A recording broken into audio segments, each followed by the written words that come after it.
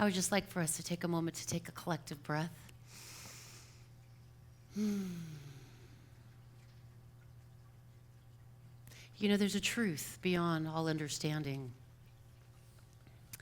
And I always ask Spirit, use me in the best way possible.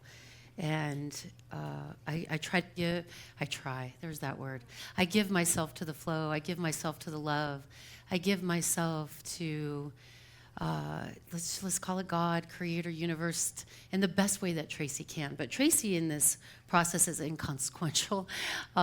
She's really an ideation of, many in this body-mind as many conditionings and she has desires and dreams and hopes and why not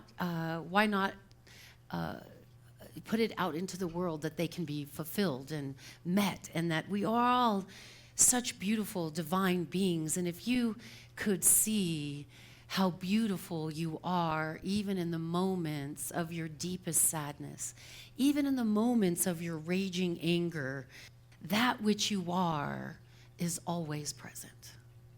It is the joys and the sorrows. But if we watch the seasons and the tides and the emotions, and we see how they pass through, and sometimes we grab and we reach them and we use them to sustain our existence. But today we're going to talk about Askology, the science of spiritual curiosity, because Ernest Holmes said this quote that I thought was fascinating, that the mind that asks is the mind that awakens.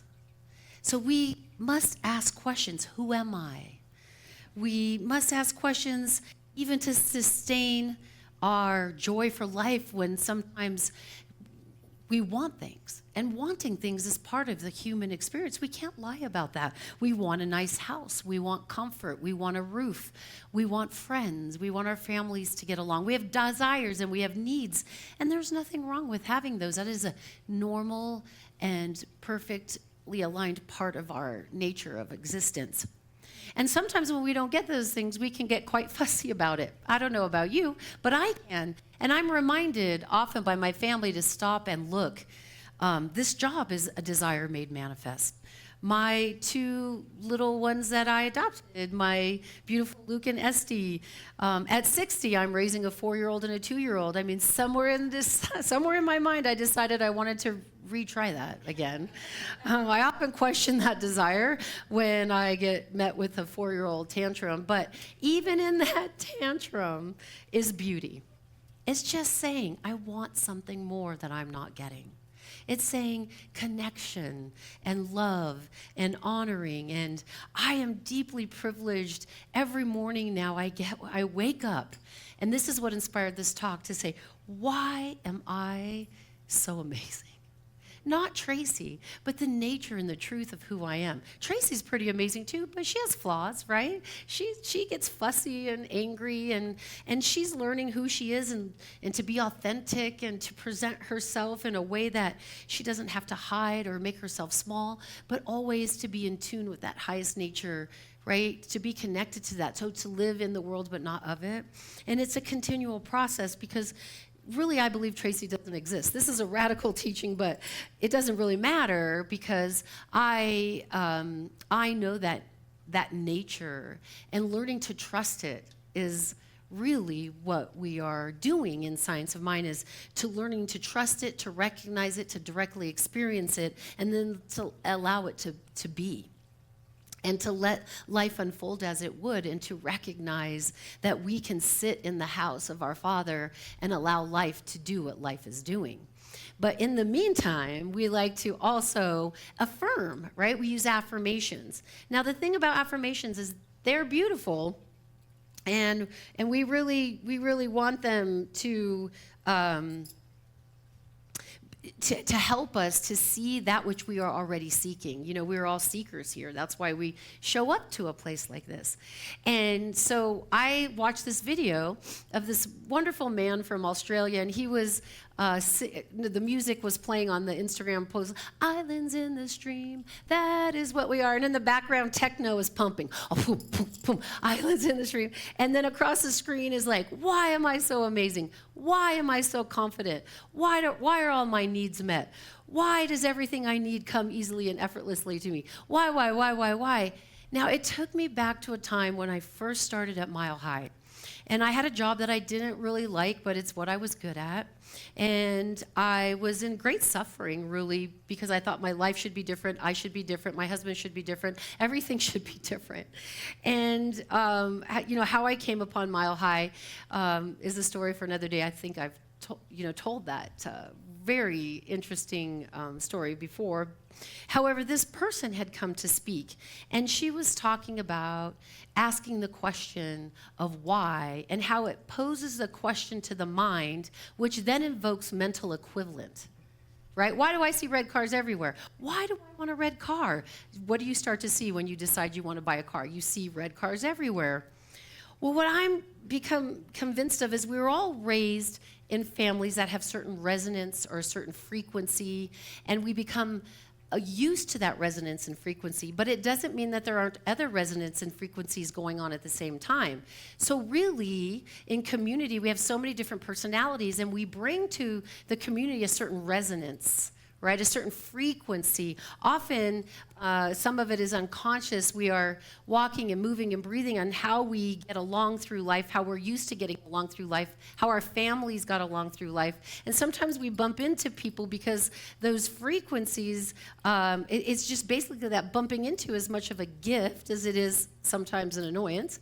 But it shows us that, to me, it's a gift. It was, there's something here to look at. There's something out of alignment. It doesn't make you right, wrong, good, or bad, or indifferent. But what it started to do for me is to ask questions, which I'm not a great question asker, to be honest with you. I'm work in progress. But how this came out was this lady came to Mile High and she said, if you're undergoing some stress or strain, or you're suffering, or you have problematics, or you just want a better life, there we go. Got it? Shake it. It works. It's shake it. And she unrolled this process of asking why. And I was a bank manager at the time, and the sales weren't good, and I had just left one job to start this one, which is a completely different experience than the big bank that I worked in. And I just didn't know what to do to get the sales to walk in the door, the people to walk in the door. And I just kept asking, my spiritual process at the time was, God, what am I supposed to be doing here? I don't know what I'm doing. And when I went to church that Sunday, this person was there, and to start asking, why are all the people finding their way to me easily and effortlessly? Why are sales coming through the door? Now, in my newness to science of mind and to spirituality, and I was really this is more kind of a law of attraction situation, but I really was looking for the end of my suffering to be successful, and I wanted it to work right then and there, right? And when it didn't work, because I found a solution, I want to answer, and if it doesn't work, I would have a tendency to walk away from it, not sit and be consistent and dedicated and disciplined. It was work, nope, I kept trying this book, moving through life, trying to find God through different sources, and it's all God. But what it requires of me is a certain sense of discipline, a certain sense of commitment and consistency. So then a couple weeks ago, I happen upon this video as I contemplate the center and having desires for the center and having desires for all of you and myself.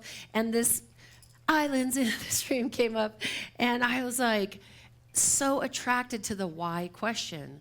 And I thought, how is that different than an affirmation? Well, an affirmation is affirming something, but if we have a core belief structure or a conditioning that directly opposes it, even if we have consistency and discipline, it's very hard because the first thing our mind says is, forget about it. No, you're not that special. And we have that little voice inside of our head that is telling us we're moving in the wrong direction, this isn't the way to go. No, that you can say that all you want. But science says we have a reticular activating system known as RAS. And the research for this is that whatever we ask for, we can see. Whatever we ask for, and I think they do it with tapping, there's certain types of massages, meditations, but whatever we ask for will start to show up in our experience. And I started to see how this was true for me. I have been committed, dedicated, since I've watched this video. I wake up in the morning and the first thing I do when I say to myself, why am I so beautiful? Because I have a tendency to think that I'm not. Why am I so amazing? And me being amazing doesn't take away from your amazing. Me being amazing and actualizing it helps me to see the amazing qualities of you. It brings more joy and resonance. So then I therefore will be in the presence of more joy and resonance because I am the joy and the resonance. It will draw people unto us. So as a community, we have I almost say a duty to a collective working it out and knowing who we are, knowing what we stand for, and we become a collective resonance through meditation, through classes, through processes, but mostly when you create a world that works for you, then we create the world that works for everyone. So as we start to look at ourselves and our stuff, and that's hard. It's discipline. Life is difficult. We are on a planet hurling through space. We have no control, even though we think we do. And I'm one of those control anonymous is for me. But what I started to see was my husband, hey, I thought you'd be hungry. I made this for you. And I'm like, wait, where'd you do with my husband? Like, that doesn't happen at my house. And then my son, my little Luke, my mom, those of you who know, excuse me, I have a little runny nose. Those of you who know Luke, he can be kind of obstinate. And my mom is staying with us in hospice, which has been a joy. I've learned to see this as a joy. And he usually is like, no, I don't want to go in there. I don't want to talk to her. And he woke, I say, why are my children so amazing? Not that I think that they need to be amazing, but so that I can see them as amazing. And I can see them as joy. I can see them as love. Like, I can see that in my life for the first time. And then not only that, I can just sit, and it makes me cry the beauty that the world is, even amidst all the turmoil that's going on. That's our responsibility, is to see with the eyes of spirit, not with the eyes of our person. And so I made breakfast for everybody. My mornings are very busy. I have a very tight schedule. I run a tight ship, and I'm taking my mom my breakfast, and my little 4-year-old goes, I want to take Gigi Ma her food. And I was like, what? Where are you? And what happened to Luke? And he walks in, and my mom's in bed, and because my mom is usually going, Esty loves my mom, but Luke is like, take you or leave. And we let that be. It's okay. There's no problem with that. But in this particular morning, he brought it in, and he goes, I brought your breakfast for you, Gigi Ma. I love you so much. And I was like, evidence seen. Evidence seen. When someone shows up, Friday, somebody showed up here with a desire to see the church, and I just happened to be here, and I got this beautiful conversation, and he was sharing some of the things that he loved, and we had some things in common, and he's here today. And when we ask new people, maybe he'll stand up. I don't want to call him and his beautiful spouse out quite yet, but it was a manifestation of a desire for an attraction, a resonance, to say, hey, we're here, we're open, we're about spirit, we're about liberation, we're about beauty, love, and joy, and I say that to myself all the time, and when it shows up, sometimes you forget, I asked for that, right? I asked for that. So this RAS, the reticular activating system, really starts with the question, why am I so supported? It's different than an affirmation, I am always supported, because you can, if your view is to see all the ways you're not supported, even with an affirmation, you're still going to see that. But when you pose the question to the mind, who loves to search for answers because that's its job, it will find what you ask it. And then there needs to be a commitment to attention. And that's when I say, get your little book of miracles out and start to write them. Because the mind's job is to just keep seeking, keep looking, keep wondering. And as we purify the mind, it becomes calmer and more clear. And we gain more clarity. And with more clarity, there's more access to wisdom. And then the wisdom channels through you, and the personality becomes calm. And then life, which is always happening, seems to be more apparent on the way that your mind is always looking for it. I mean, doesn't that sound beautiful? It's so joyful. It makes me just leap when I actually realize that I myself am a divine essence of beauty, and so are you. And there can never be a denial that I could have my good and you cannot have yours. That's ludicrous in nature, but sometimes the mind believes it. So what I loved about Ernest Holmes is that he wanted to bring people together so that they could look at themselves and be the own source of their happiness, that they could take responsibility for their own happiness and not continually seek it outside in a world that is always coming and going. If you start to pay attention, sorrow comes, happiness comes, joy comes, but to be in a constant state of bliss and happiness is possible. And there are many avenues, and saints and sages. Thank you, saints and sages. Thank you to all the teachers and the blesseds that have brought us so many avenues and ideas and ways to find our true nature. And there is not a way for you to not find the one that resonates with you. And if that's here, then we are so deeply grateful that you have taken the journey and the time to find yourself with a capital S. And I'm going to turn the page. There's a lot to talk about today. So there's an analogy that I looked up, right? We have affirmations, I think, equals a seed. So if we look at affirmation as a seed and belief as the soil and inquiry as the water and sunlight, we don't push seeds to grow, we tend the soil through meditation, through right thinking, right action, right teacher, right teaching. And then these things help us sort out the confused mind, and it pushes us in a direction that resonates with us personally, because God, once you start asking the question, that great creator, the maker, always brings to you what you need for you to realize yourself. And you start to build confidence and clarity and the confusion lessons. And there's so many ways to practice. And that's what I love about our philosophy, is that we're open to everybody.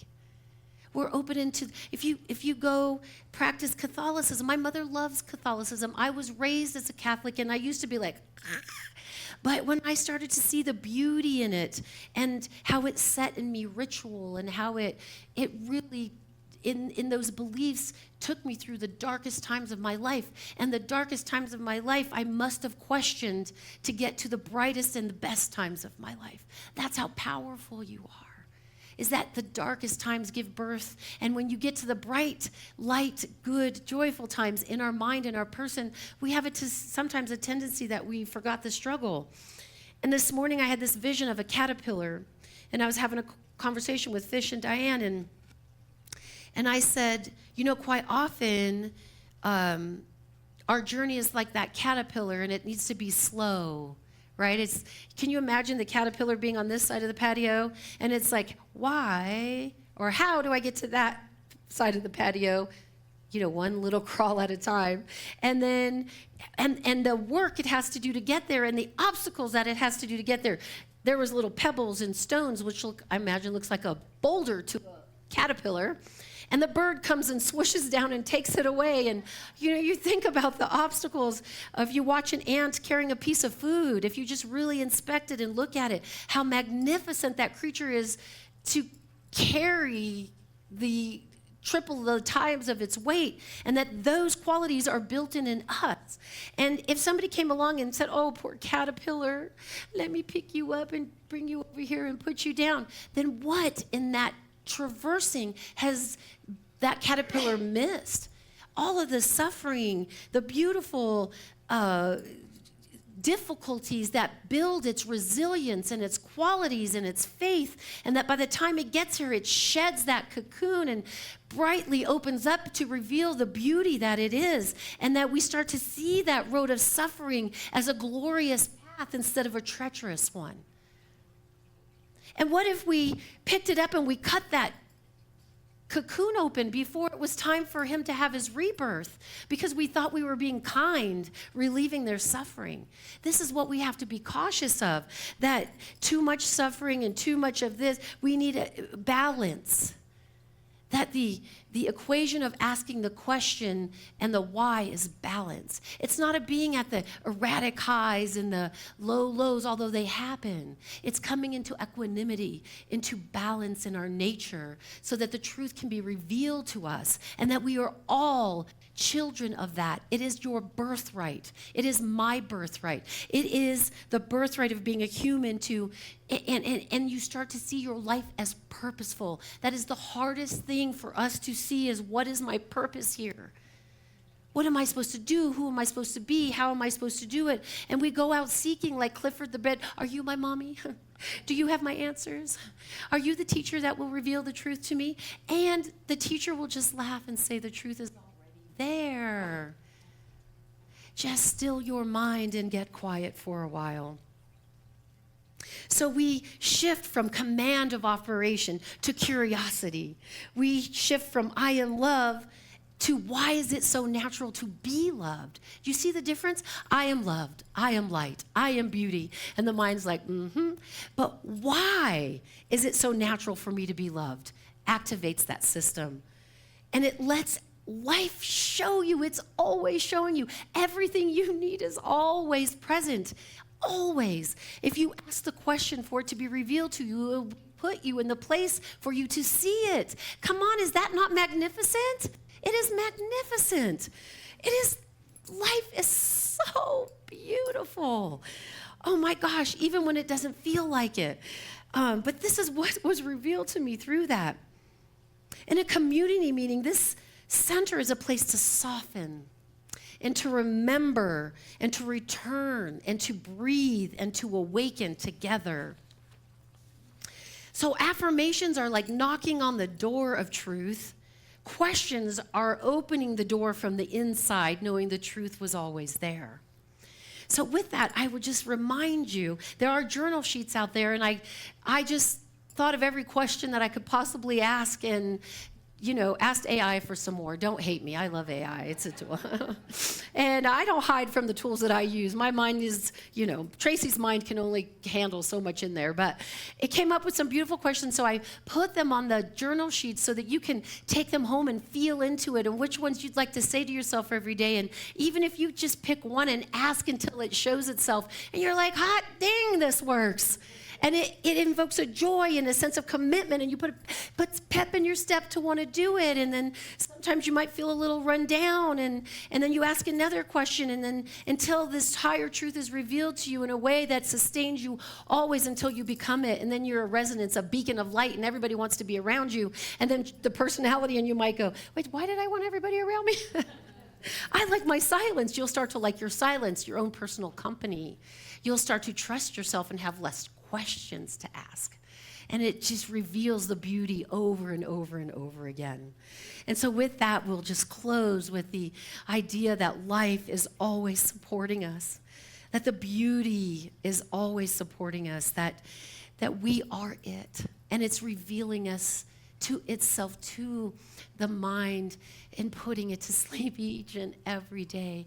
That we wake up in the morning and we see the beautiful sunrise and we watch the birds fly, and I hear little Esty, who I've taught on the way to school, to say, "Why I confident? Why I confident?" And Esty walks in the daycare and says to her little 2-year-old friends, "Confident. Confident is her new word."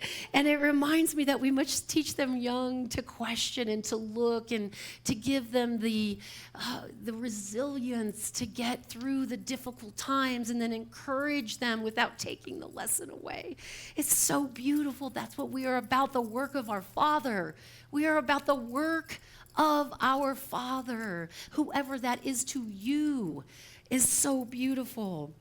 And I just know that that work is continual motion in our personhood, and that we are moving and having our being in it, and that I'm calling it forth through the center, the glory, the energy, the joy. And as we commune together, we start to see that true nature, and we recognize that we all have behavioral patterns, and we separate that from the essence and the divine, and we just shine love. We shine beauty, we shine joy.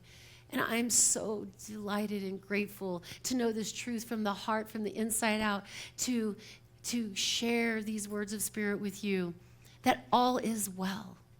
If you take one thing away from today, is to question and to know all is always well. You are a divine perfection of spirit, unfolding, made manifest at the great desire in every moment. And I put forth those words into the law to that great questioning. Why are we so darn amazing here at Centers for Spiritual Living, in your life, in your work, in your job? Oh, it's just to know that love as that answer comes back to you and recognizes it. I know that this is happening now. I know we put it into law. I know it is done. And I trust Spirit. I know Spirit. And I directly affirm the quality of goodness of God and graciousness in each one of you and those who are here or who have chosen not to be here, those who are coming. And we send that out. And so it is.